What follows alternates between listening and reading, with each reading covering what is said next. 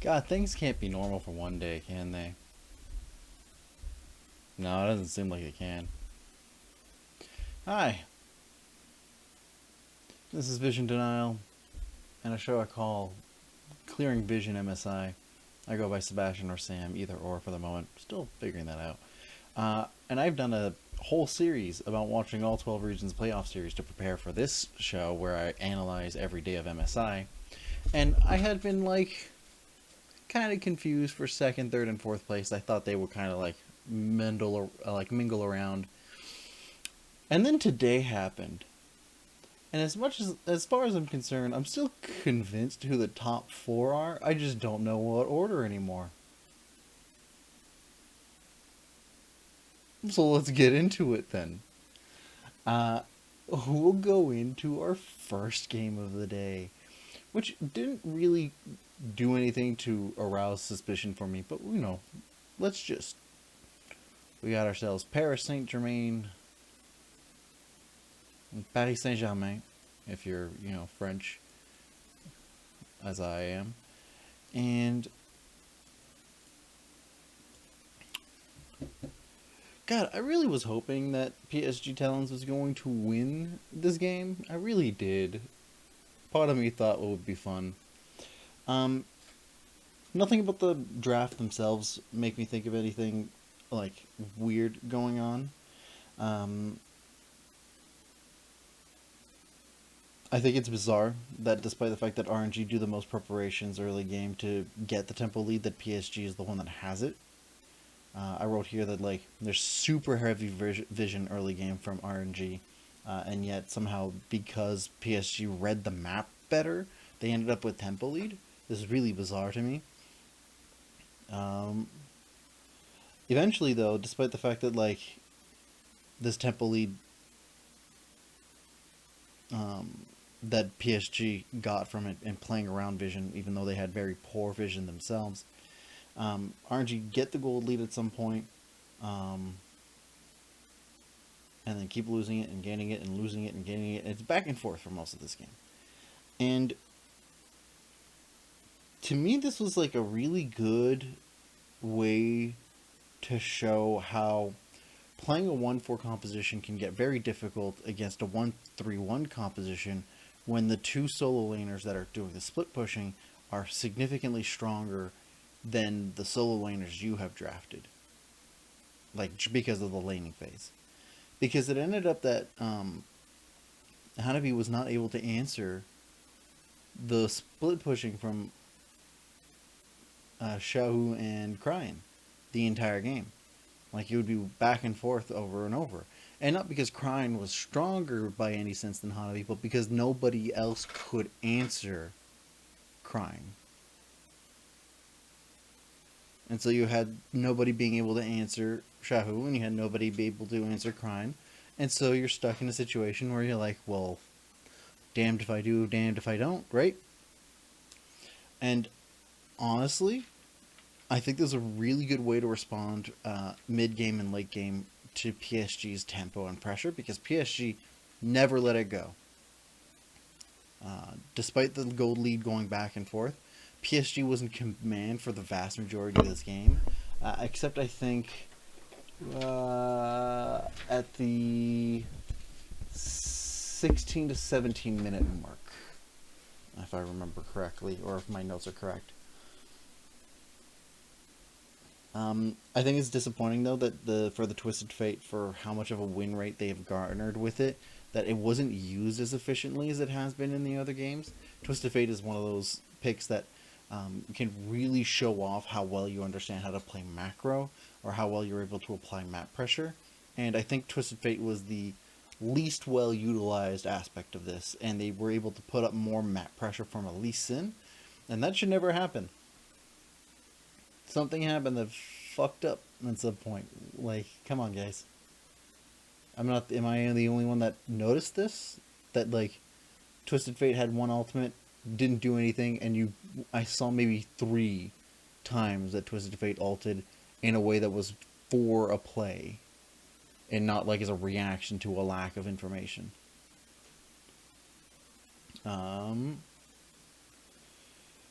I do think, however, that unfortunately, because PSG was not very good at ballooning gold lead, and as a weakness I have mentioned in previous videos, um, because they were not ballooning the gold lead well enough, it gave a lot of opportunities for RNG to keep coming back over and over again.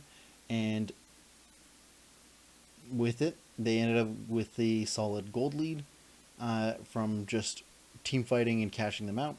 I believe that the 21-minute mark, or not the 21-minute mark, the 25-minute mark really sold it, and they got a really solid Baron use and a couple of good clean fights near the end to close it out, and it ties these two in terms of head-to-head matchup, but it puts RNG 6-1 and PSG, wow, RNG 6-1 PSG 4-3.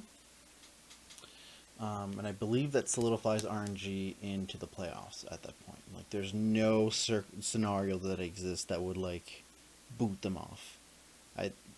That was the game they needed to win. I was certain of it before, but they have to play the games for it to work. Next, as we place these buddies back, comes the game that really started the whole confusion for me. For a team that I thought was super consistent, and for a team that I thought could not do early games, you're really proving like most people wrong, I think, at this point.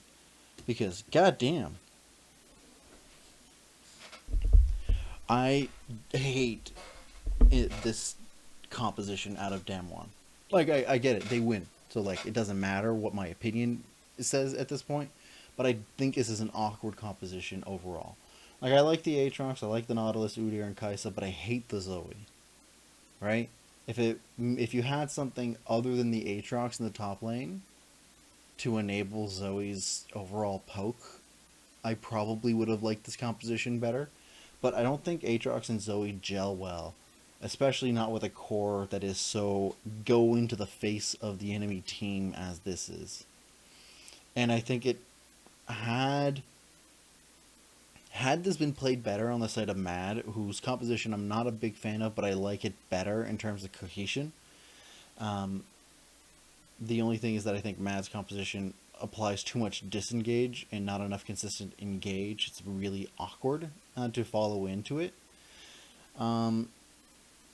But yeah, if it wasn't for the fact that like Mad's composition was a little bit misplayed, I think that Damwon would have lost this game just from the composition alone.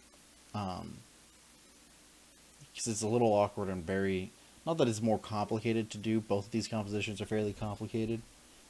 Most of the top teams are playing complicated compositions. Some of them should not be, but that one.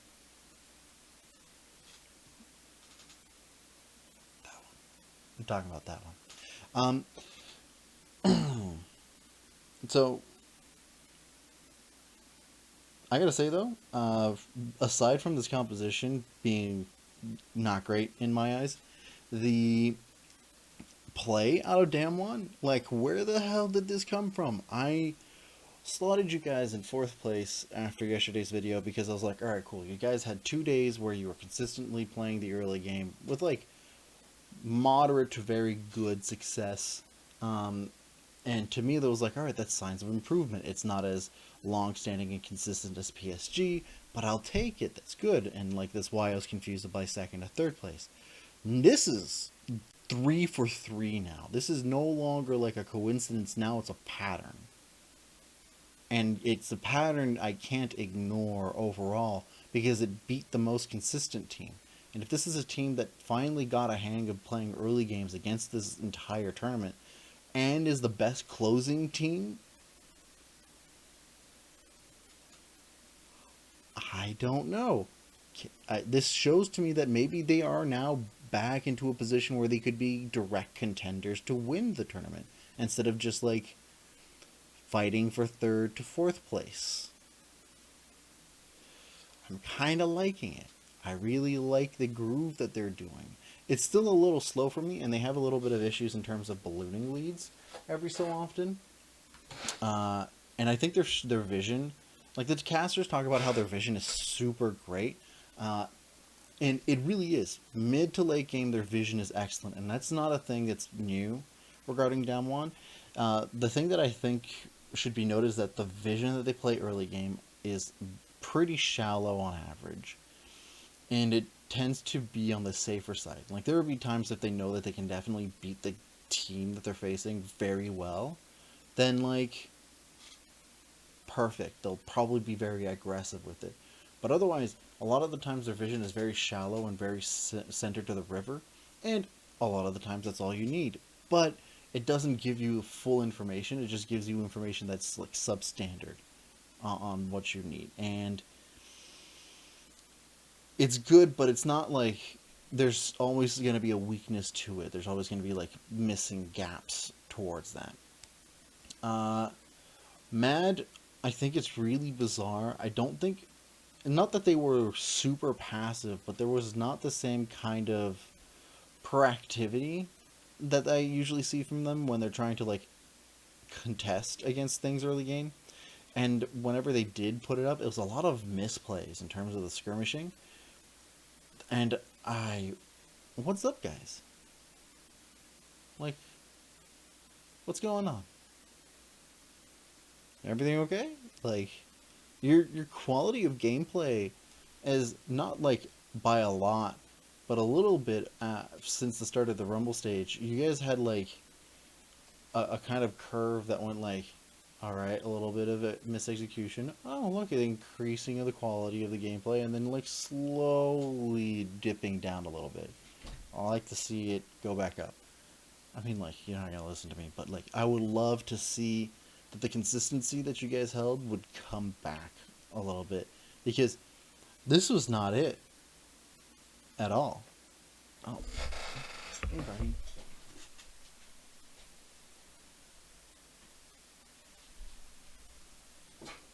Okay. I can't want it to be smothered in a blanket. Right.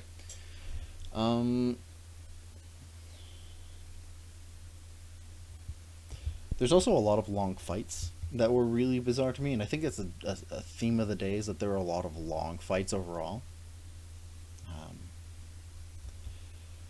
But, you know, it comes sometimes with the nature of, like, a lot of these games becoming more and more tense over time, and this is the second to last day of the Rumble stage. So it's fine. One last thing I gotta note is that this is the first time that I see Mad opting into some really bizarre map movement and positions for their team fights, and it really cost them the game later in. Like, especially at the 23-minute mark, Carzzy had a weird position that caught him out. So I don't know. But as per usual, Damwon get a good Baron. They are efficient with it. There's a little bit of a sloppiness that comes from the close attempt, which forced them to do a second Baron, which is uncharacteristic of them. But they close still pretty well. And with that, Damwon stay tied with RNG at 6-1, and Mad go 3-4. Nice. Okay. Next, we get RNG again, and this is where the previous game confused me. This game absolutely baffled me. So Cloud9, and it baffled me more because of Cloud9 more than it baffled me because of RNG. Royal Never Give Up was never going to be in my mind a team that was going to go undefeated. No way, right? Not before I learned that the Vietnamese squad was not going to be showing up, and not after. So maybe the group stages they would like go undefeated, and I wouldn't be surprised. But like not the Rumble stage. There was always a doubt, like something in my mind that thought that was going to be the case.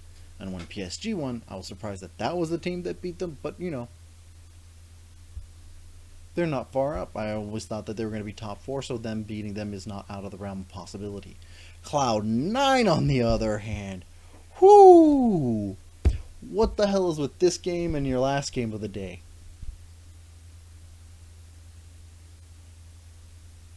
Like, guys, you pick a simple composition for once. Like, an actual simple composition. I am absolutely baffled. You pick a simple composition. You go heavy with your tempo in the early game. You well, you don't balloon it super hard. You do slow it down a little bit, but like, oh, my cat wants to escape now. Oh.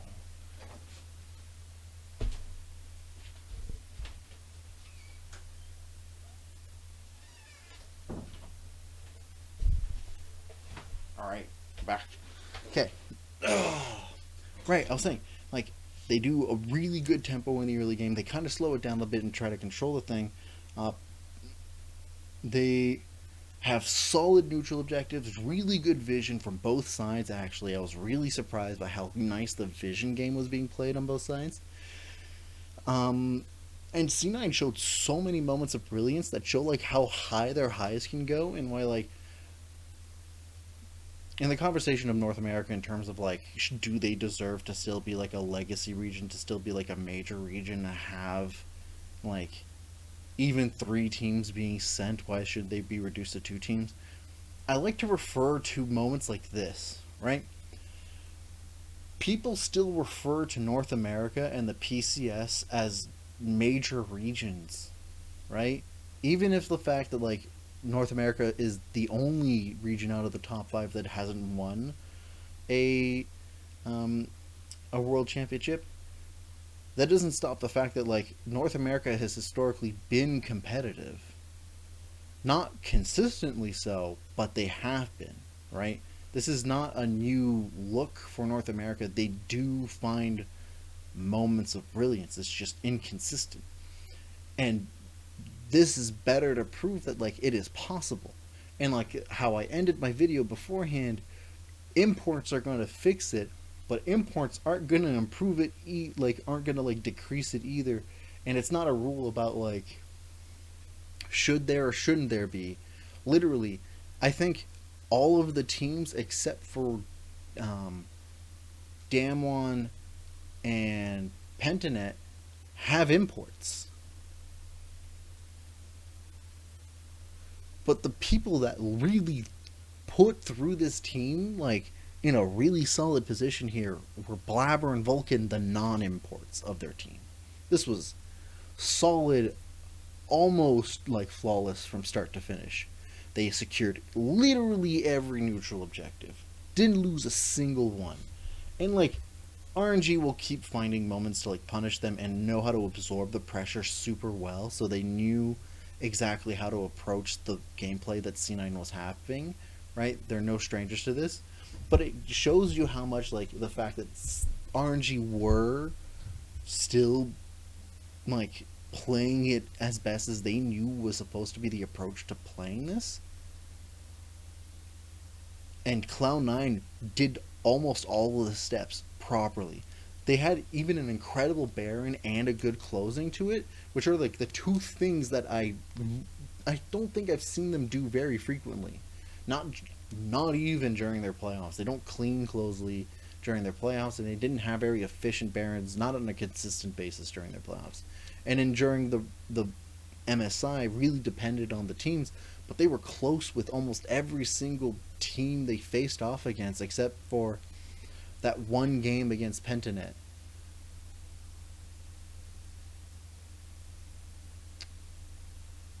Foreshadow. With that, C9, Cloud9 grab hope to grasp the 4th seed. I'm not convinced still from this. This game just shows me that like that it's the North America is not like a garbage region. It's just that this team specifically is not suited specifically to being in the top 4, or that the region itself is still top 5 as a region, just not, or top 6 because of Vietnam, but not like anything noteworthy. That would be top 4. And then RNG lose a game and then lose possibility of keeping first place with Damwon. Nice. Let's see how RNG react to that tomorrow, because that was their last game of the day. What a way to do revenge against the team that beat you and then lose to a team you already beat really hard. Alright, next game. We've got ourselves Pentanet GG versus Mad. And before I get into it, my cat again is just, this is the most he's interrupted. Like,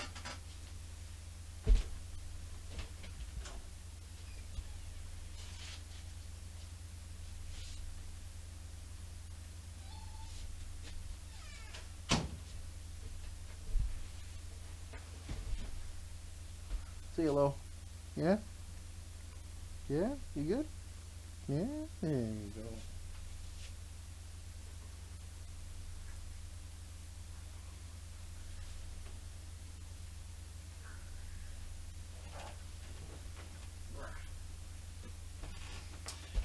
Good.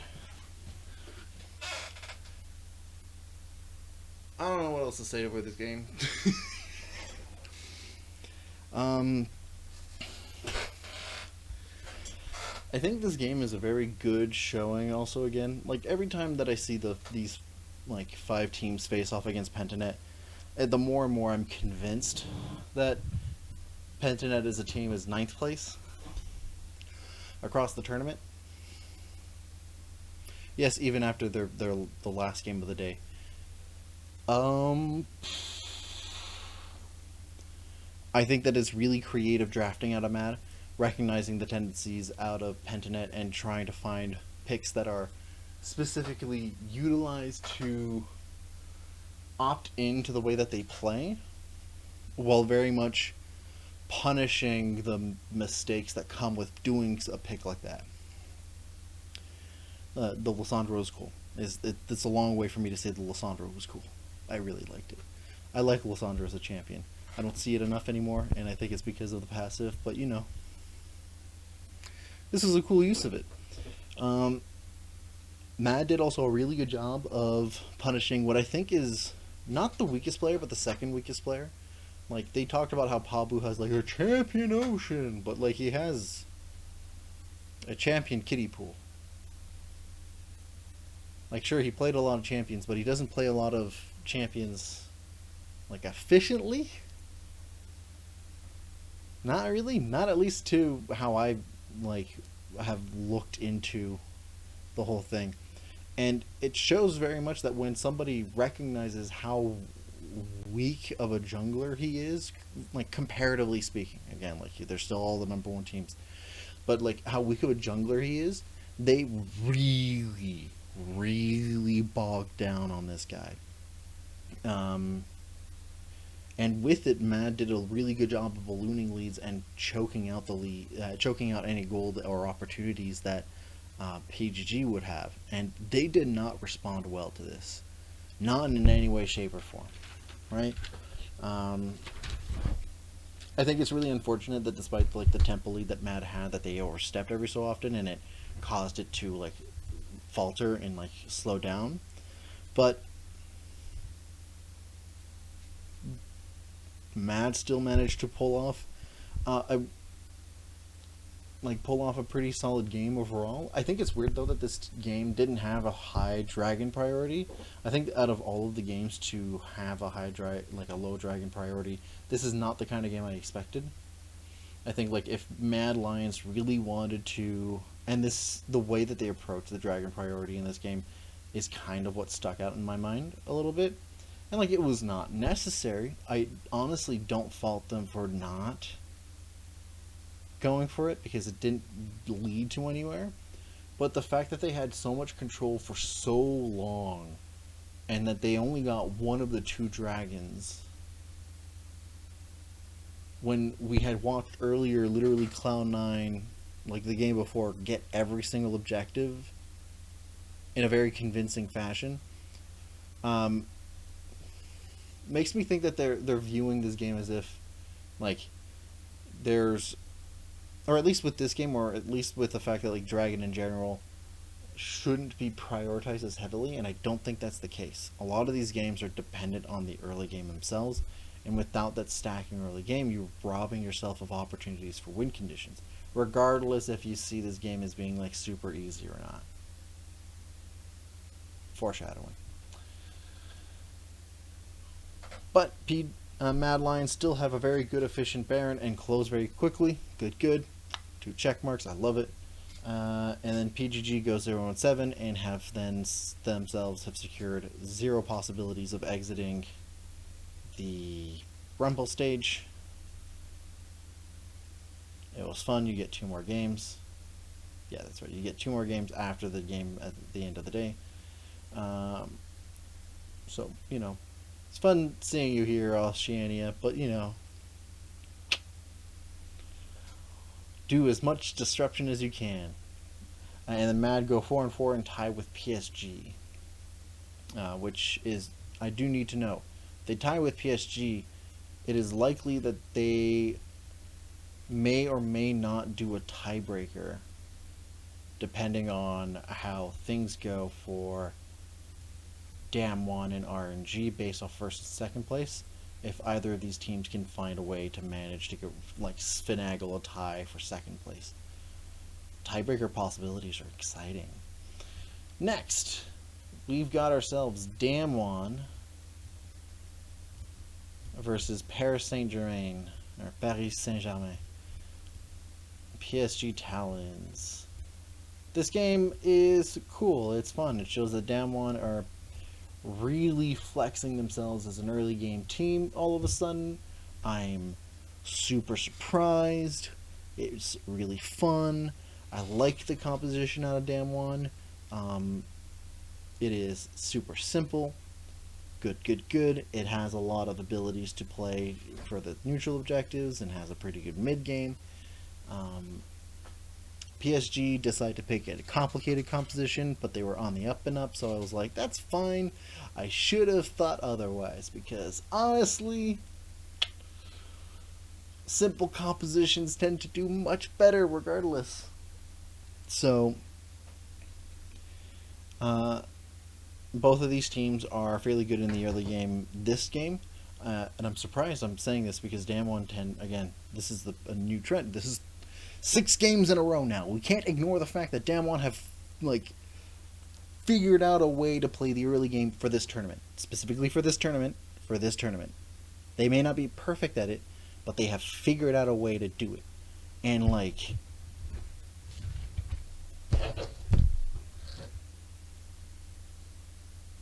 they actually do something in this game where when they have a lead in the early game that I've not seen them do before, they balloon the gold lead slowly at first, and then they actually up the tempo and the gold lead, and it's pretty good. Like, I'm honestly shocked here. Like, this is, and like, to me, I expect Damwon to win at all of these games except for their game against RNG, right? Which I don't know the schedule for tomorrow. Supposed to go MSI fall schedule on my Google thing. Dang it! Why is there no schedule? No, it's not. It's the first game tomorrow. Well, howdy do. Anywho, as goofy as that was, I expected them to win all of the games, like absolutely all of them, right? The fact that they,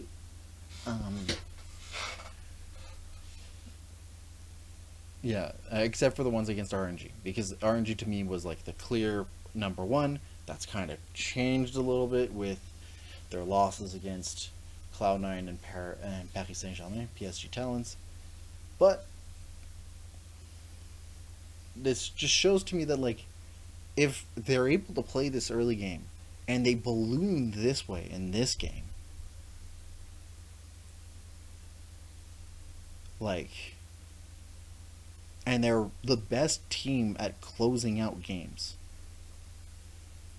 And I think I would argue the best team fighting team, but that's a little presumptuous because like Cloud9 is really good at team fighting. Mad Lions is really good at team fighting. RNG, all of these teams except for Pentanet. Pentanet has their moments of brilliance, but they're good at team fighting in their region. Like, team fighting is literally the meta that this is in, so all of these teams that have congregated to MSI are good at team fighting. Despite whatever some of the analysts would like to tell you about some of the teams. Literally, the bread and butter of the reason why they're able to qualify is because the meta facilitates team fighting. It needs to. It's not like some metas where it's scaling or like specific champion oriented or like whatever. And so like the difference maker for me in terms of Damwon was literally, can they play an early game? Can they stabilize an early game? Can they balloon gold in tempo from the early game to the mid game? And can they translate all of that consistently? Not just one-offs. And they did the first two. They did the third one today. Now tomorrow, if they manage to do it for the next two games where they're able to get an early gold lead and like be consistent at ballooning it, because they only did the third one like once, kind of twice if you're counting the early game they played today against Mad, but it was not ballooned super well, so not consistent. So they only did it once really in my head in this game. Then that to me indicates a sign that maybe Damwon will win the whole thing. And I've been pretty steadfast in thinking that RNG was going to win the whole thing since day one. Even when we didn't get to see them play against competitive teams at all, and we only got to see them beat up two small regions consistent, like on like a absolutely devastating level. Nothing about the way that they're beating up the teams made me think, oh, we don't have enough information. No, we had information. Like these were regions that I thought were not as good as the other minor regions in the other groups, or equivalently as good. Unicorns I thought were in higher marks at least to being very close to some major regions, and RNG were just showing no faltering at all, while the other teams that are like classified as major regions were faltering a lot. Damwon, especially against DFM, like, damn, guys, chillax. It's the tier 4 team. Like, what's going on? You guys okay? You good? So the fact that this was the kind of play that we had, especially against a team that people were like, oh, they flipped a switch. I think they did. They had one really good game, one really good day, right? So like, there's a little bit of a okay. I was also guilty of hyping it up a little bit, but like, we now need to reel it back a little bit and look at the larger picture of things, because I think Damwon have something here that if they can play like this again tomorrow, I think they might have the whole thing. I think they might have gotten their momentum in. Yeah, they have like fantastic neutral objective fights in this game. They ballooned the lead very well here. PSG were doing as much as they can to absorb the lead, but they were playing on the back foot a lot. Like, it seemed very much like they were playing. Every time they were trading anything, that they were trading down, so they were losing a lot of stuff despite there being trades. And yes, and Damwon in their regular fashion will overstep a lot and tend to be caught out, and because they're being a little too over aggressive. So, you know, there's that to be expected, but there's that to be expected from like all of these teams at this point. I don't expect it to be different. Like, none of these teams are perfect in my mind. So as perfect as you can get, mostly because of the aforementioned team fighting is this meta. So with it, Damwon secure first place. now amongst the tournament, even though in my ranking list I will keep them at second. I will bump them up to second, and I'll talk about that at the end. And PSG tie for third at 4-4. And now for the game that really should frustrate so many people. Because, and like, Pentanet, good on you guys. Yeah, you played well. You legitimately and surprisingly, to me, played excellent. Not only were people like, oh, you played a meta composition, you played a simple meta composition. There was like maybe a little bit of an awkward execution in terms of the engage, but this is like the simplest composition I've seen you play since coming to MSI, specifically. And honestly, good job, guys. And Cloud9, the fuck? For 2 games in a row, you had simple compositions. And I was like, yes, keep doing that. Simple. And then you go and do a double ADC composition. Ah! And then play Tristana like an assassin. Like, I'm gonna have a stroke. Cloud9, you're gonna have to pay my medical bills. That's jokes, I'm in Canada. Come on, guys. So, positives out of this. Pentanet. Solid, like, vision this game. Like, it's not perfect, and it's not, like, glorious compared to, like, the other teams. But this is some of the best vision I've seen you play. Like, hands down, it's very, very serviceable. Fantastic.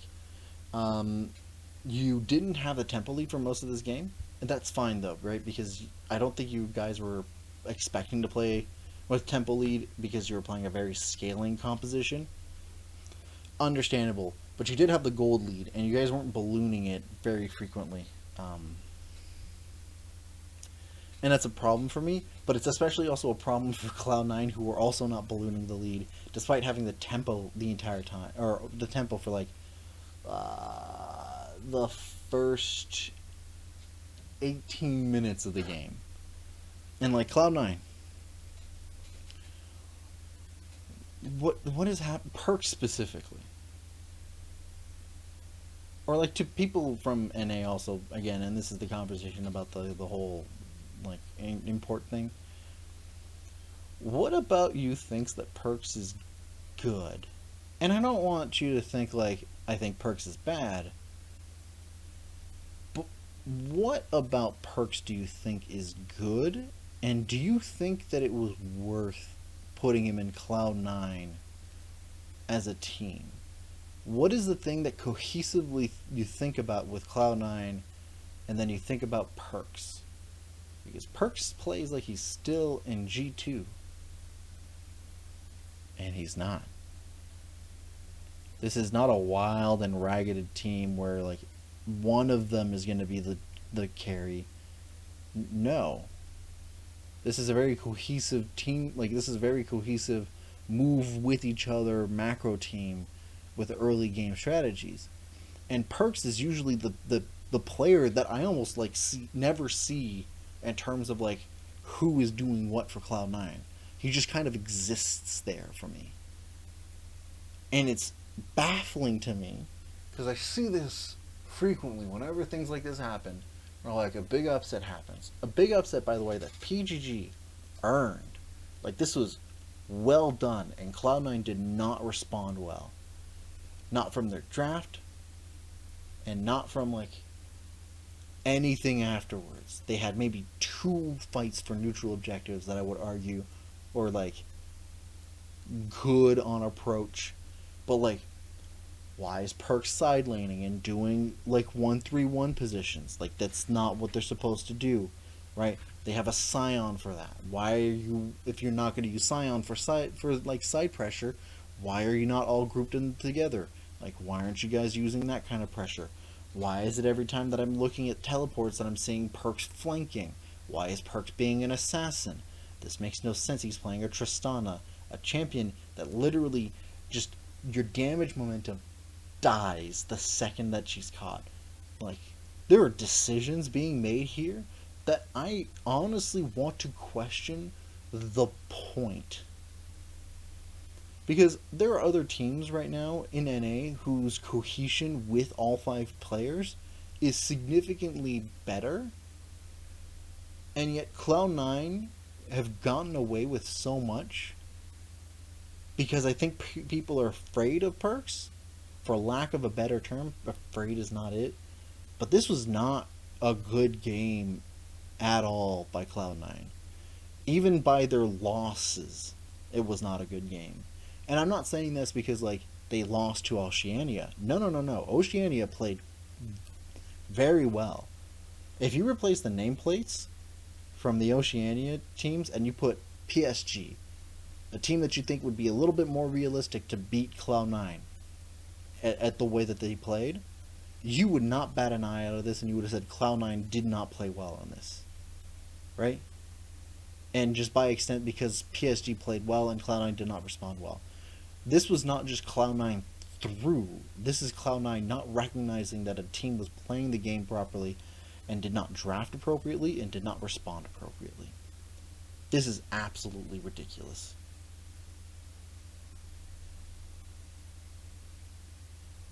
It is. It really is. Granted, PSG, you guys did not use your Baron very efficiently. It was serviceable. So, like, there's a room for improvement on a lot of different things. You guys can still play spoilers for your last 2 games of tomorrow. So, you know, you have a chance. Especially since the teams that you have to play spoilers are the teams that are, like, key for the 1st place and the 4th place positioning. Right. And with that,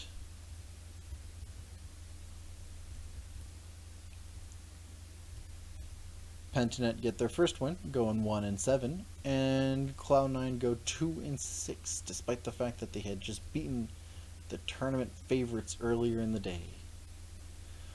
So, what am I gonna do now? Well, I'm going to take this buddy, and this buddy, move him back here, and then Mad Lions down here, and then Damwon back up here. Because now I think it's a tie for 1st place, or a tie for ish 1st place. Really depends. I still favor RNG. But 3rd and 4th place are very close for me, between PSG and Mad. And then I don't think Cloud9 is going to make it. I'm looking at Cloud9's games tomorrow, and I can see them winning both of these games, and then triggering a tiebreaker with, I think, only Mad Lions if things are to go as expected, but Cloud9 wins both of their games. Yeah. I don't know. Granted, who knows? But if I was to expect anything, I think there's only going to be one tiebreaker game. And I think that tiebreaker game is going to be between... No, if I was to be thinking that there was going to be a comeback that's possible, there's going to be a tiebreaker game between Mad and Cloud9. But I don't. I really don't think it's going to be that case. I think if there's going to be a tiebreaker game, it's going to be between RNG and Damwon. But I don't think there's going to be any tiebreakers. Just looking again, I forgot about the head-to-head matchups. No, I don't think there's going to be any tiebreakers. Regardless of the results of each match, the only ones that will be possible for that to happen is if... I think the only way that's going to happen is if Cloud9 beats both PSG and Mad Lions. Yeah. You guys let me know what you think in the comments down below. Do you think this is going to be the top 4 that is going to not include North America? Maybe it does, and they make the mad rush to finals like they have 2 other times before. Who knows? It's MSI. Anything goes. You let me know in the comments down below. Thank you all for those who watch. I really appreciate it. It makes this a lot more fun. Leave a like and subscribe if you enjoyed the video. On over here, I will put my Road to MSI playlist where it's all 76 playoff series that I watch from all 12 regions. This is how I make my educated analysis, or it's why I make my educated analysis on all of the stuff here. It helps with the basis for how I've made all of these presumptions. And then over here, the playlist for the Clearing Vision MSI so far for all of the days that I have analyzed of MSI. I really appreciate all of you for watching, and I'll see you in the next one. Ciao.